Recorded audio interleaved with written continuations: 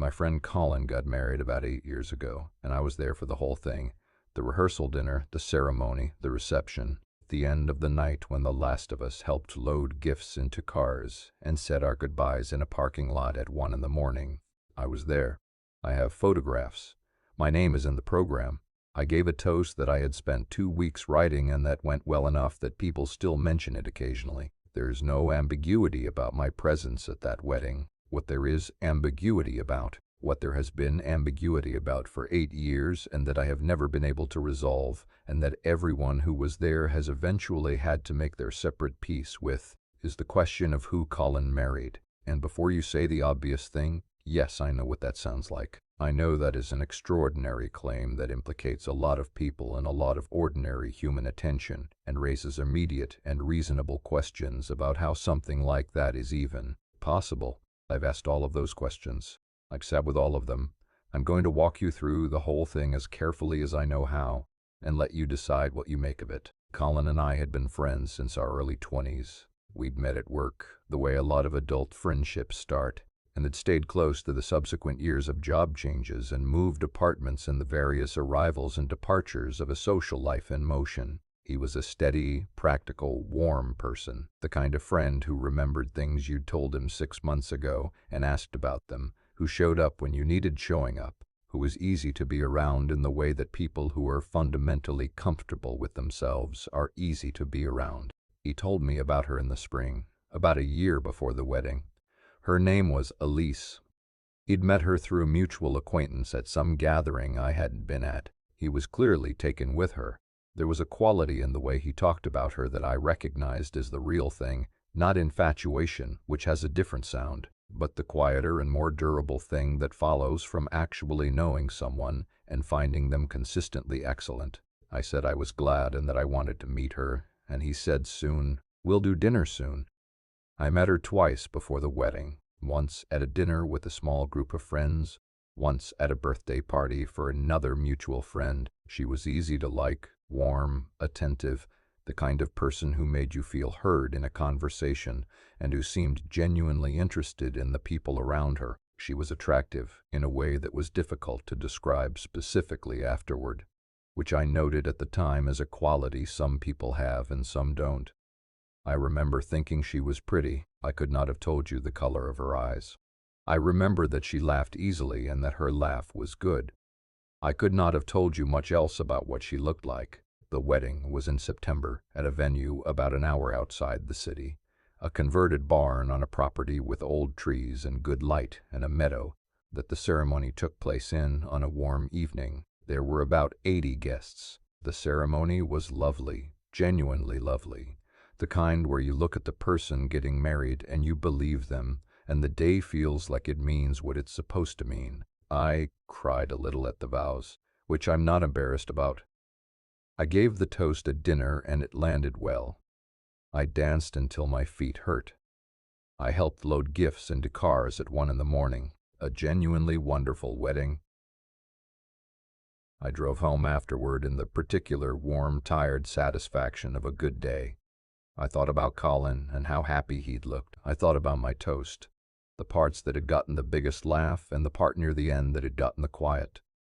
I thought about the evening light on the meadow during the ceremony. I did not think about Elise specifically, which didn't strike me as unusual at the time. You don't tend to think specifically about the people at an event. You think about the event. I went to sleep. The call came about a week later. It was from a friend of ours, a woman named Beth who had also been at the wedding, and she said she was calling because she was confused about something and she wanted to know if I could help. She said she was putting together a memory book for Colin and Elise as a late gift, a collection of photographs and notes from guests, and she was having trouble with something. She said, "When you write your note, who do you address it to? Just Colin or both of them?" I said, "Both of them. Address it to Colin and Elise." She was quiet for a second. Then she said, "What does Elise look like?" I started to answer and stopped. I started again.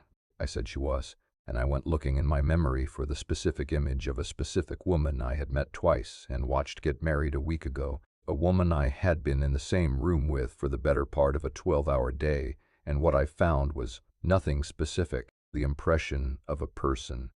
The sense of warmth and attentiveness and a laugh I'd liked. A general impression of attractiveness. No face, no hair color. I could be certain of. No particular feature I could put my finger on. I said to Beth, I'm having trouble describing her. Beth said, me too. We talked for a while. Beth was the first person I compared notes with, and we went through it together, both of us trying to locate specific visual memories of Elise from the wedding, from the dinner before, from any of the occasions where we'd been around her. We both had the same result. The impression of a person, entirely positive, warm and real and present in our memories as a presence, but photographically unreachable, as if the person had been there without leaving a visual record in either of our minds. Beth started calling other people who had been at the wedding. I started doing the same from my own list. Over the following 2 weeks, we compared notes from about 30 of the 80 guests, and the result was consistent. Everyone remembered Elise the way we remembered her, as a warm and likable presence, as someone they'd spoken with and enjoyed speaking with, as Colin's wife who was lovely. Nobody could describe her. Nobody could describe her. Not her hair color, not her eye color, not whether she was tall or short or somewhere in the middle. Not what her face looked like, not what she wore, which for a bride is almost unbelievable. Wedding dresses are memorable. They're designed to be memorable, and none of us could recall the dress with any specificity. White, we all said, or something in that range. Beyond that, nothing. I went looking for my photographs from the wedding. I'm not a dedicated photographer, but I'd taken pictures throughout the day, the way everyone does. A mix of venue shots and candids of friends in the formal moments of the ceremony. I found them on my phone, and I went through them. She wasn't in any of them. Not absent in an obvious way, not a gap where a person should be, just not present in any of the photographs I'd taken over 12 hours. I had photographs from the ceremony where I could see the guests in the background, and Colin at the front, and the officiant and various other people. The space where a bride would stand in those photographs was there, complete. Nothing obviously missing. She simply wasn't captured. I asked others for their photographs. Same result, consistently. Dozens of photographs from dozens of phones and cameras, a full documentation of a 12-hour wedding, and Elise appeared in none of them. I have to tell you about the formal photographs because they're the part that I find hardest to account for, even after all the other strangeness. The wedding had a professional photographer, a woman who Colin and Elise had hired and who I'd spoken with briefly during the reception, who spent the entire day doing what professional wedding photographers do. Colin received the album and the digital files from her about 3 months after the wedding. Colin called me after he got them. He said he needed to talk to me about something. I went over and he showed me the album. The photographs were beautiful. The venue looked wonderful. The guests looked wonderful. The ceremony was documented in the specific, luminous way that good wedding photography captures. Colin looked genuinely, deeply happy in every photograph, the happiness of a man on the best day he can currently imagine.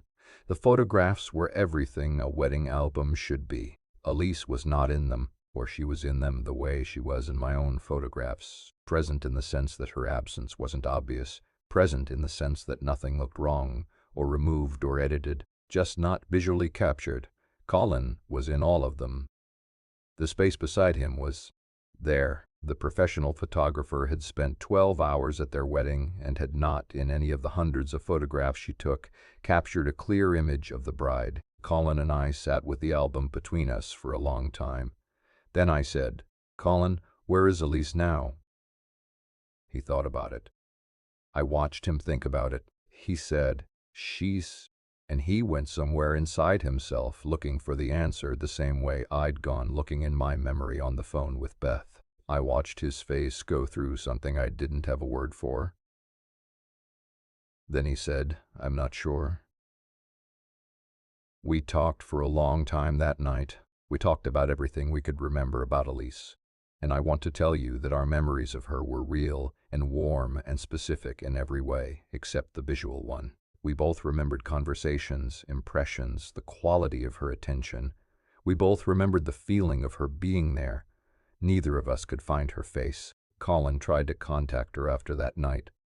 He had a phone number, had been using it throughout their relationship, and it now returned a message saying the number was not in service. He had an email address that bounced. He had a home address he'd been to many times. He drove there and found the apartment occupied by a family who had lived there as far as they knew for 3 years. I've never resolved this. Colin eventually remarried, years later. A different woman who was entirely present in photographs, and who I can describe in specific detail, and whose name I can say with complete confidence because I have met her many times and she is a real and fully visible person in the ordinary way. He and I have talked about Elise over the years, carefully and infrequently, the way you talk about things that don't resolve and that you'll eventually accept it won't. He doesn't seem haunted by it. He seems as though it happened to him the way a very vivid dream happens, real while you're in it, and then receding into a quality rather than a sequence of specific images. I have my wedding program. My name is in it, under the toast. Hers is in it too, the name Elise, in the same print as everything else, exactly where a bride's name belongs. I don't know what she was. I don't know what visits a person and becomes their partner for a year, and comes to their wedding and stands in a meadow in September and marries them and is warm and funny and present, and then is simply gone, leaving no visual record and no traceable history, and one confused but not devastated man who remembers her the way you remember music, in feeling rather than in image, in warmth rather than in detail. I don't think she meant any harm. That's the thing I keep coming back to when I try to understand it. Whatever Elise was, she made Colin happy. She made him genuinely, visibly happy for a year of his life, and on the day of their wedding and in the specific memory he has of her. Whatever she was, she gave him something real. Maybe that's what matters. Maybe the question of what she was is less important than the fact of what she gave him. I stood in a meadow on a September evening and watched my friend marry someone, and I cried a little at the vows and gave a toast that people still mention. That day was real. It happened. Whatever was at the center of it, the day itself was real. Sleep well tonight. Some things that come into our lives are not fully explicable and leave no reliable record, and are impossible to verify, and are, nonetheless, entirely real in the ways that count.